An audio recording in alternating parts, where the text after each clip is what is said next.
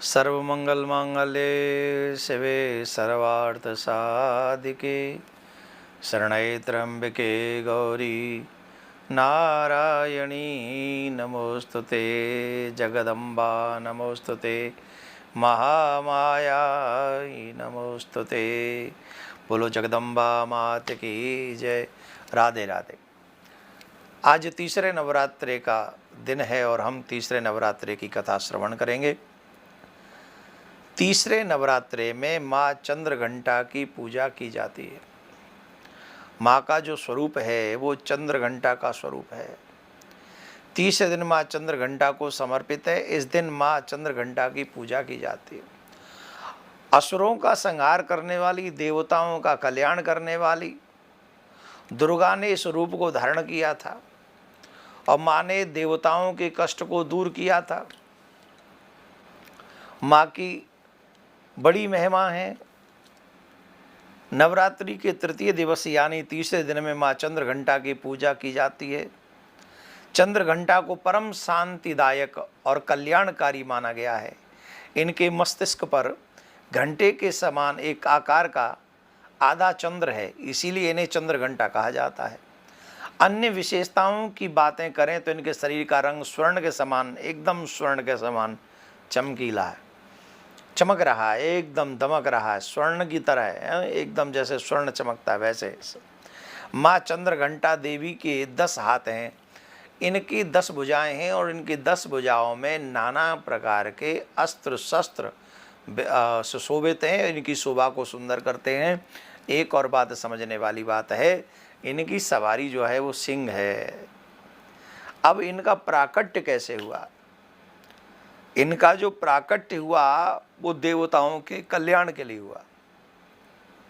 देवताओं के कल्याण के लिए हुआ। असल में क्या हुआ, एक राक्षस हुआ, उसका नाम था महिषासुर। बड़ा खतरनाक था, बड़ा दुष्ट था।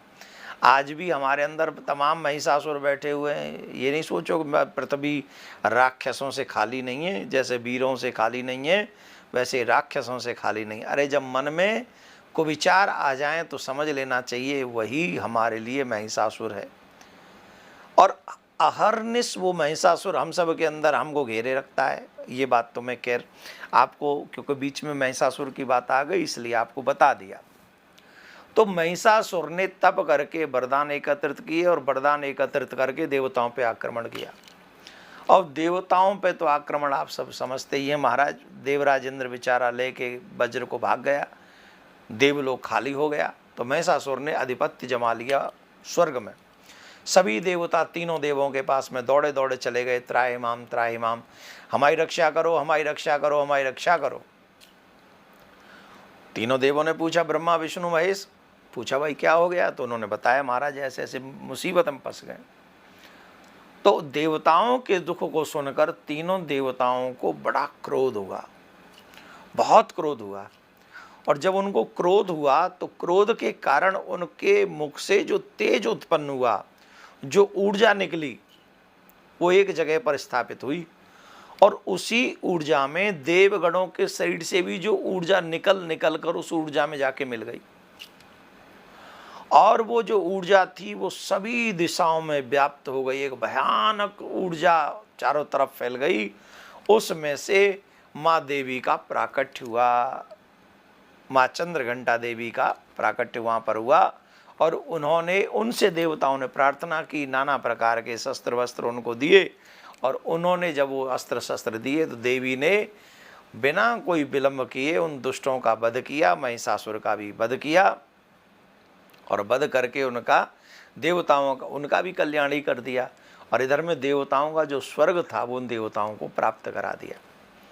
तो देवताओं के दुख को दूर करने वाली, दैत्यों को समाप्त करने वाली माँ घंटा जो देवी हैं, हमें क्या करना चाहिए? माँ चंद्रघंटा देवी की पूजा करने से हमें क्या प्राप्त होता है? इनकी पूजा का महात्म क्या है? मान्यता है कि जो व्यक्ति नवरात्रि में माँ चंद्रघंटा की पूजा करता है, प्रेम पूर्वक पूजा करता है, अलौकिक ज्ञान की प्राप्ति उसे होती है। इस देवी की पूजा उपवास करने के, जो उपवास करते हैं उन्हें वो उपवास करने की क्षमता भी देती है। इसीलिए आप लोग देखते होंगे कई बार कई कहते हैं हम तो कुछ खाते ही नहीं फिर भी हम पे कोई असर नहीं पड़ता। हमने कुछ नहीं खाया फिर भी हमें एनर्जी बनी रही, हमें ताकत बनी रही। कौन देता है वो एनर्जी? ये माँ चंद्रघंटा देवी हमको व्रत करने की एनर्जी देती हैं। बिना कुछ खाए हमारा शरीर वर्क करता रहता है। 2 दिन बिना कुछ खाए रह जाओ तो आपको पता चलेगा, लेकिन 9 दिन रह जाते हैं, माँ हमारे ऊपर बड़ी कृपा करती है। और इनकी पूजा करने से माँ सौम्यता और विनम्रता का भी आशीर्वाद प्रदान करती है। माँ चंद्रघंटा की पूजा करने से जो व्यक्ति इनकी पूजा करता है उन्हें रोगों से भी मुक्ति मिलती है, रोग उनके जीवन में कम हो जाते हैं। इसलिए माँ की पूजा करनी चाहिए। और एक बात और समझ लीजिए, जिनकी कुंडली में शुक्र ग्रह भरा पड़ा हो, शुक्र ग्रह खतरनाक हो, शुक्र ग्रह परेशान कर रहा हो, जो लोग माँ की पूजा करते हैं उनकी कुंडली का शुक्र ग्रह जो है वो शांत हो जाता है, शुभ फल देने लगता है। और एक और बात, माता रानी को दूध से बनी हुई मिठाई खीर का भोग लगाना चाहिए। जो चंद्रघंटा मैया को दूध से बनी हुई खीर का भोग लगाते हैं तो खीर तो वैसे ही बड़ी श्रेष्ठ मानी गई है, तो आपकी मनोकामना को मैया अवश्य पूर्ण करती हैं, माता अवश्य पूर्ण करती हैं। जगदम्बा आपके भी मनोरथ को सिद्ध करे। इन्हीं शब्दों के साथ तीसरे नवरात्रे की आप सभी को शुभकामनाएं। राधे राधे।